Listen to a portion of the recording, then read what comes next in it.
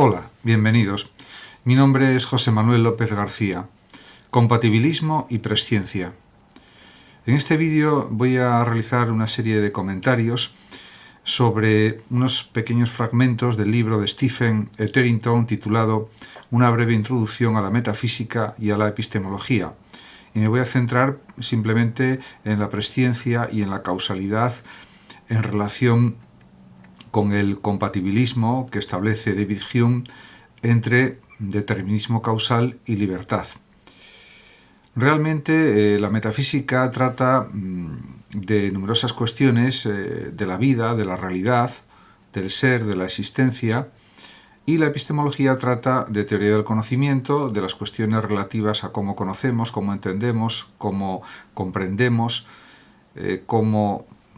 razonamos, cómo argumentamos y sobre todo qué es el conocimiento, en definitiva,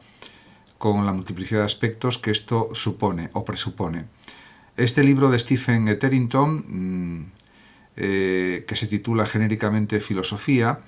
tiene 327 páginas de texto y es muy interesante porque trata casos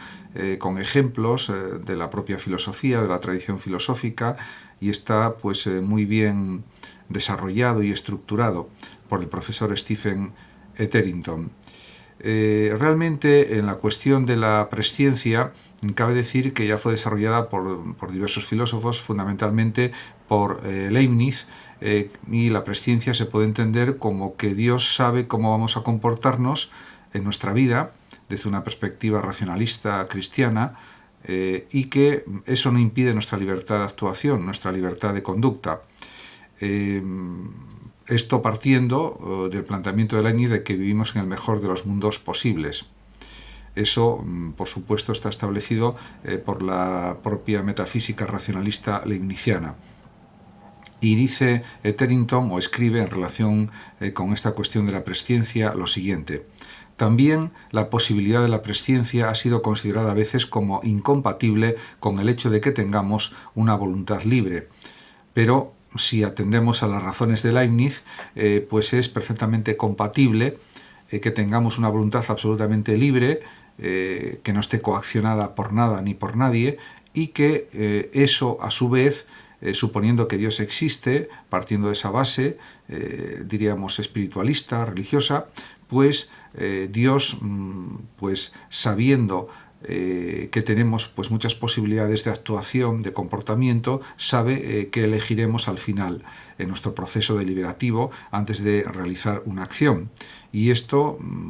desde la perspectiva de la omnisciencia divina, de que Dios todo lo sabe, todo lo puede, y que eso no impide que seamos absolutamente libres al tomar nuestras propias decisiones.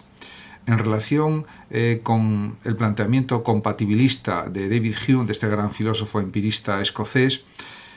dice Etherington que este arguyó que cuando la gente considera el determinismo causal, la necesidad,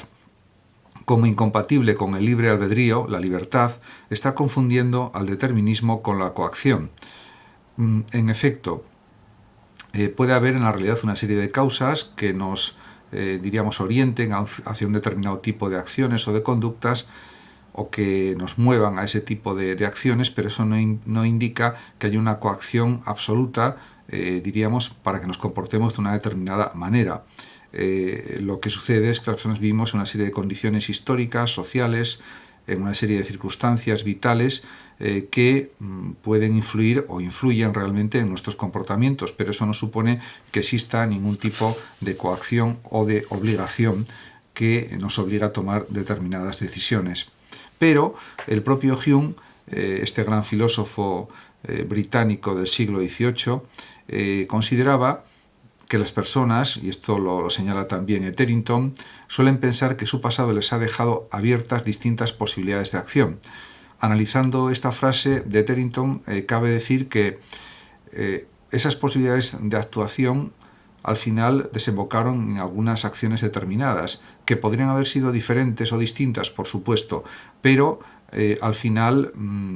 también es verdad que existe un cierto nivel de azar en las conductas, en los comportamientos, un cierto nivel de influencia de las circunstancias, que eso sería también pues como una especie de determinismo, pero eso no impide que dentro de ese elenco de posibilidades escojamos libremente la que preferimos. Y en ese sentido, pues influyen muchísimos elementos a la hora de tomar decisiones y, por lo tanto, podemos decir que existe una causalidad, una causa y un efecto, o causas y efectos, que determinan o que por lo menos explican los comportamientos humanos. Y esto a veces, si se analiza el pasado, no se tiene en muchas ocasiones suficientemente en cuenta, a juicio de Hume y a juicio de otros muchos filósofos. Por otra parte, también señala Etherington que esa manera de pensar, según Hume, se debe a que la gente no ha entendido suficientemente bien el pasado.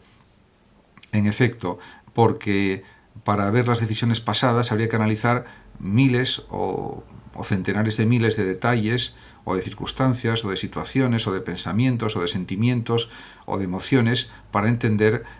pues los cursos de acción que se han tomado pues hace años o hace meses o hace décadas, etcétera, etcétera, o incluso en el pasado, diríamos con un tiempo pues más extenso de consideración, refiriéndonos por ejemplo a siglos, etcétera. Además, y esto es algo evidente, pues en muchas ocasiones somos conscientes de miles de detalles que se combinan para producir lo que sucede, y que eso incluye también a nuestras propias acciones. Y de esto era consciente el propio Hume y también es consciente Etherington. Realmente, como se puede observar, diríamos que las causas y los efectos están relacionados también con nuestra propia conducta, con nuestros comportamientos, porque la causalidad, tal como la entiende Hume, por ejemplo, está basada en una serie de regularidades que son más o menos predecibles experiencialmente, fundamentalmente, y por eso se comprende perfectamente que diga Etherington que el hecho de no entender cómo algo ha sido causado, sin embargo, no debería impulsarnos a concluir que este algo no ha sido causado. Podemos decir que todo tiene sus causas y luego hay una serie de efectos, y eso se puede observar. Es verdad que Hume dijo que no había una causalidad como si fuera una entidad de razón, como pensaba por ejemplo Kant, o como una categoría del entendimiento, como también pensaba el sabio de Königsberg, pero que sí Hume estaba convencido de que la causalidad está fundada en los hábitos, en las costumbres, en la experiencia, y que, por tanto, hay que analizar muy bien los detalles experienciales, las circunstancias de la experiencia, para entender pues su influencia en las conductas, en los comportamientos, en las decisiones de las personas y en lo que las mismas personas deliberan y piensan en cuanto que se van a comportar de una determinada forma. Por otra parte, es evidente también que la libertad que vale la pena tener se parece a la creatividad que vale la pena tener. Es algo señalado así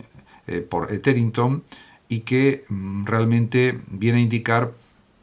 que es compatible el determinismo causal o la causalidad con la propia creatividad y con la misma libertad humana. No son, diríamos, planteamientos antitéticos u opuestos que hagan imposible que haya pues una armonía entre la libertad y la causalidad, o entre la causalidad y la creatividad libre de cada ser humano.